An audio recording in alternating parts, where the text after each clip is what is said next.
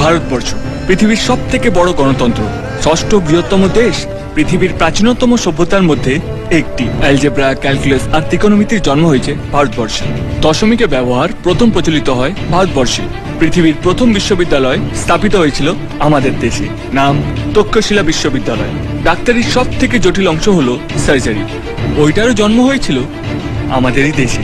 Martial art, হ্যাঁ, এমনকি আপনাদের প্রিয় দাবা খেলার জন্মও আমাদেরই দেশের মাটিতে। আপনারা যে ইংরেজি ভাষা নিয়ে এত গর্ব করেন, সেই ভাষার বহু শব্দ আমাদের প্রাচীন সংস্কৃত ভাষা থেকে নেওয়া। ভারতীয় রেল পরিষেবা পৃথিবীর সবচেয়ে বেশি কর্মসংস্থান করে থাকে। ভারতবর্ষ পৃথিবীর 90টি দেশে সফটওয়্যার রপ্তানি করে থাকে। ভারতবর্ষের সেনাবাহিনী পৃথিবীর তৃতীয় বৃহত্তম।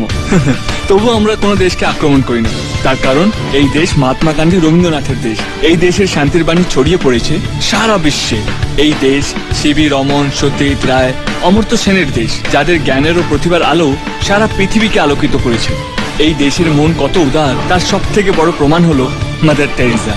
এই উদারতা আছে বলেই 28টি রাজ্য এবং 7টি অঙ্গরাজ্য থাকা সত্ত্বেও ভারতবর্ষ এক এবং অভিন্ন। তাই আপনারা হাজার অপমান করলেও আমরা উদারভাবে আপনাদের বলতে পারি নমস্কার।